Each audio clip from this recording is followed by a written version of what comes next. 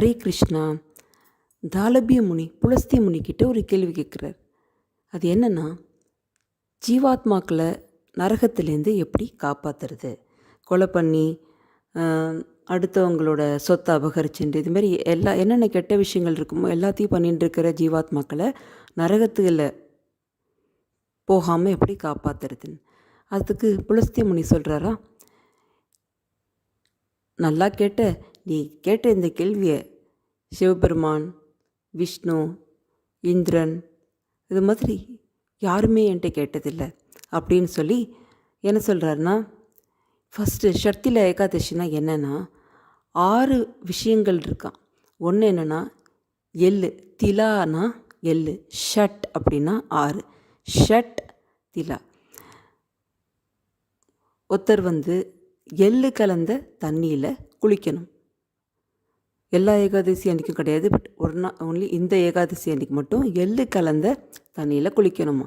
அப்புறம் எள்ளை ஒரு பேஸ்ட்டாக அரைச்சி உடலில் அப்பி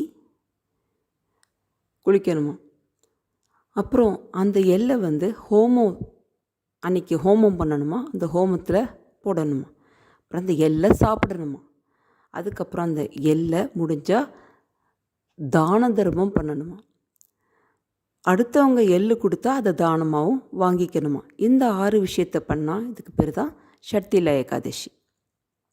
இது எந்த நிறமான எல்லாவும் இருக்கலாம், கருப்பு எல்லாவும் இருக்கலாம், வெள்ளை எல்லாவும் இருக்கலாம். அப்படின்னு சொல்லிட்டு இந்த 6 விஷயத்தையும் நம்மளால் பண்ண முடியாதுன்னா 2 பண்ணலாம். என்னென்னா எள்ளை சாப்பிடலாம், எள்ளை சாப்பிட்டு எள்ளை தானமாக கொடுக்கலாம். வெல்லம் கலந்து இனிப்பு பண்ணி அது மாதிரி தானமாக கொடுக்கலாம். தண்ணிலையும் கலந்து குளிக்கலாம், அதுவும் ரொம்ப எளிதான விஷயம். பிறகு என்ன சொல்கிறாருன்னா,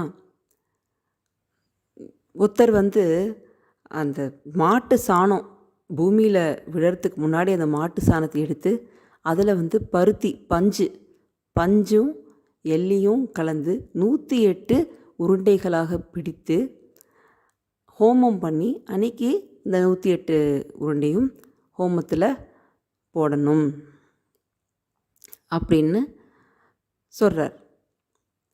இதற்கப்புறம் இன்னொரு குட்டி கதையும் சொல்கிறார்.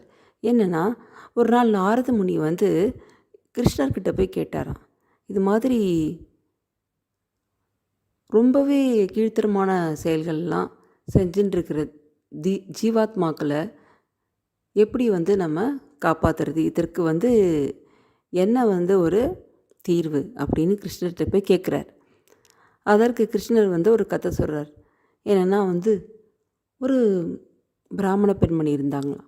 அந்த பிராமண பெண்மணி ரொம்பவே எல்லா விதமான விரதங்களையும் அனுஷ்டிச்சு, அதாவது நரசிம்ம சதுர்த்தசி, துவாதசி, பௌர்ணமி, நவமி, ஜன்மாஷ்டமி என்னென்ன இருக்குமோ எல்லா விதமான விரதங்களையும் அனுஷ்டித்து ரொம்ப உடல் மெலிஞ்சு ஒரு தெம்பே இல்லாத ரொம்ப சீரியஸாக விரதம் இருந்திருக்காங்க. ரொம்பவே பக்திகரமாக இருந்த அந்த பெண்மணி ஒரு விஷயத்தை மட்டும் பண்ணலை. அது என்னென்னா, அன்னதானம் மட்டும் பண்ணலை. இது ஒரு விஷயந்தான் கிருஷ்ணருக்கு ரொம்பவே ஆச்சரியமாக இருந்தது. ஏன்னா இருக்கிற நிலத்துலேருந்து தன்னுடைய வாழ்ந்த வீட்டிலேருந்து எல்லாத்தையும் தானம் பண்ண அந்த பெண்மணி அன்னதானத்தை மட்டும் பண்ணலை. அதனால் கிருஷ்ணர் என்ன பண்ணார், ஒரு பிச்சைக்காரன் வடிவத்தில் போனார். அதுவும் எப்படின்னாக்க ஒரு சிவனடியார் மாதிரி போனார் பிச்சை எடுக்கிறதுக்கு. அப்பயும் அந்த பெண்மணி போடலை. திரும்ப திரும்ப கேட்டதுக்கப்புறம், பிச்சை கேட்டதுக்கப்புறம் கோவமாக லம்ப், அதாவது ஒரு உருண்டை, களிமண் உருண்டையை கோவமாக தூக்கி போட்டாலாம். அப்பயும் பாவம் கிருஷ்ணர் கஷ்டப்பட்டு இப்படி அந்த பெண்மணி தானம் பண்ணலை, அன்னதானம் பண்ணலை. அதற்கப்புறம் அந்த பெண்மணியோட வாழ்நாள் முடிஞ்சதுக்கப்புறம் அந்த பெண்மணியோட அந்த சக்தினால், இவ்வளோ விரதங்கள் இருந்த சக்தினால் அதே மனித உடலுடைய மேல் லோகத்துக்கு போனாலாம். மேல் லோகத்துக்கு போய் பார்த்தா அவளுக்குன்னு ஒரு மாலையை கட்டி வச்சிருக்கார் கிருஷ்ணர். அவள் போட்ட அந்த களிமண் உருண்டையிலே மாளிகை கட்டி வச்சுருக்காரு. மாளிகை ஃபுல்லாக காலியாக இருந்ததாம். எதுவுமே இல்லாமல் வெற்றிடமாக இருந்ததாம். தானியங்கள் இல்லாமல் எதுவுமே. மேல்லோகம்னா வந்து எவ்வளோ அழகாக இருக்கும், ரொம்ப அழகாக இருக்கும், மாளிகையெல்லாம் அழகாக இருந்ததாம். ஆனால் வந்து சாப்பிட்றதுக்கு எதுவுமே இல்லாமல், உணவு எதுவுமே இல்லாமல் இருந்ததாம். அது வந்து இவளுக்கு கோபமாக வந்துதான். ரொம்பவே கோபப்பட்டு போய் கிருஷ்ணர்கிட்ட கேட்குறானா, நான் உனக்காக எவ்வளோ கஷ்டப்பட்டு இவ்வளோ விரதம்லாம் இருந்தேன், ஆனால் என் மாளிகை இப்படி காலியாக வச்சுருக்கே அப்படின்னு கிருஷ்ணர்கிட்ட போய் கேட்டோன்னே கிருஷ்ணர் சொல்கிறாரா, ஆமாம் காலியாக தான் இருக்குது, நீ போய் நீ வந்து உன்னுடைய இருப்பிடம் போயிரு, யார் வந்து உன்னை பார்க்கணுன்னு சொன்னாலும் கதவை திறக்காத. எப்போ நீ கதவை திறக்கணுன்னா, ஷர்த்திலா ஏகாதேசியோட கதையை யார் சொல்கிறாங்களோ அப்போ மட்டும்தான் நீ கதவு திறக்கணும். அவங்க சொன்ன எல்லா விஷயத்தையும் நீ நடைமுறைப்படுத்தணும் அப்படின்னு சொல்கிறாங்க. ஸோ இவைகளோட இருப்பிடத்துக்கு வந்து இவ கதவு சாத்திக்கிறாள். கதவு சாத்தினோன்னு யாரா நம்ம மேல் லோகத்துக்கு புதுசாக வந்து ஒரு பெண்மணி வந்திருக்காளேன்னு சொல்லி அவளை பார்க்குறதுக்காக தேவர்களுடைய மனைவி எல்லாம் வந்து கதவு திறக்க சொல்லி கேட்குறாங்க, தரிசனம் கொடுக்க முடியுமான்னு. இந்த பெண்மணி சொல்கிறா, கிருஷ்ணர் சொன்ன மாதிரியே ஷர்த்திலா ஏகாதேசியோட கதையை யார் சொல்கிறாங்களோ அப்போ தான் நான் கதவு திறப்பேன். தேவதைகள்லாம் பல முறை கேட்டு பார்த்துட்டு எல்லோரும் திரும்பி போயிட்டாங்க. ஒருத்தர் மட்டும் அந்த கதையை சொல்கிறதுக்கு முன் வந்து கதையை சொன்னாங்க. அப்புறமா கதவை திறந்தோடனே ஒரே ஆச்சரியமாக போச்சா அந்த தேவதைக்கு. என்னடா இது, மனித உடலுடைய ஒரு மெல்லிய தேகத்தை கொண்ட ஒரு பெண்மணி வந்திருக்காளே, இவ வந்து கந்தர்வியும் இல்லை, தேவதையும் இல்லை, மனித உடலுடைய ஒரு பெண் மேலே வந்திருக்காளே அப்படின்னு ரொம்ப ஆச்சரியப்பட்டாள்.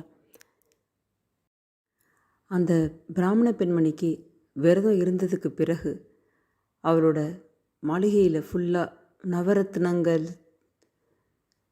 தங்கம்னு ஃபுல்லாக நிறைஞ்சிருந்து தானியங்களும் நிறைஞ்சிருந்து தான். இந்த விரதம் இருந்தால் கீழ்லோகம், அதாவது நம்ம பூமியில் வாழறதுக்கு தேவையான அத்தனையும், அது மட்டும் இல்லாமல் மேல் லோகத்தில் போனதுக்கப்புறமும் நமக்கு தேவையான அத்தனையும் கிடைக்கும். இதை தான் வந்து கிருஷ்ணர் வந்து நாரத முனிகிட்ட சொல்கிறார். கிருஷ்ணர் சொல்கிறார், இது மாதிரி இந்த ஷர்த்திலா ஏகாதசியை யாரெல்லாம் முறைப்படி இந்த 6 விஷயங்களை முறைப்படி செய்கிறாளோ, இது மாதிரி எள்ளை தண்ணியில் கலந்து குளித்து எள்ளை ஒரு பேஸ்ட்டாக அரைச்சி உடம்புல தடவி எள்ளை ஹோமத்தில் போட்டு எள்ளை வந்து தானமாக வாங்கி எள்ளை தானமாக கொடுத்து எள்ளை வந்து சாப்பிடணும். இந்த 6 விஷயத்த யார் செய்கிறாங்களோ அவங்களுக்கு முழுமையாக அந்த ஷர்த்திலா ஏகாதசியோட விரத பலன் கிடைக்கும் அப்படின்னு சொல்கிறார். இதனுடன் சேர்த்து பிராமணர்களுக்கு இதெல்லாம் பண்ணினதை தவிர பிராமணர்களை கூப்பிட்டு வேஷ்டி துண்டு, ஒரு நிறை குடம், நிறைஞ்ச குடத்தை தண்ணி நிறைந்த குடத்தை கொடுத்து, காலணிகள் கொடுத்து, குடை, இந்த 4 விஷயத்தை கொடுக்கணும். இதுதான் முழுமையாக விரதம் இருந்த பலனம். நம்ம இந்த 6 விஷயத்தை, இந்த எள்ளு சம்மந்தப்பட்ட 6 விஷயத்தை செய்ய முடியாட்டி நம்ம 3 விஷயத்தை செய்யலாம். எள்ளை சாப்பிடலாம், எள்ளை வந்து தண்ணியில் கலந்து குளிக்கலாம், அப்புறம் எள்ளை வந்து தானமாக கொடுக்கலாம். இந்த 3 விஷயத்தை நம்ம ரொம்ப எளிதாக செய்யலாம். இது வந்து எந்த புராணத்தில் இருக்குன்னா, பவிஷ்ய உத்தர புராணம், கிருஷ்ணத்வைபாயன வியாசர் எழுதின பவிஷ்ய உத்தர புராணத்தில் இருக்குது அப்படின்னு இவ்வளோ கதையும் யார் சொல்கிறான்னா, புலஸ்திய முனி தாலபிய முனிக்கிட்ட சொல்கிறார். கதை பிடிச்சிருந்ததுன்னா லைக் பண்ணுங்கள், ஷேர் பண்ணுங்கள், சப்ஸ்கிரைப் பண்ணுங்கள். ஹரே கிருஷ்ணா.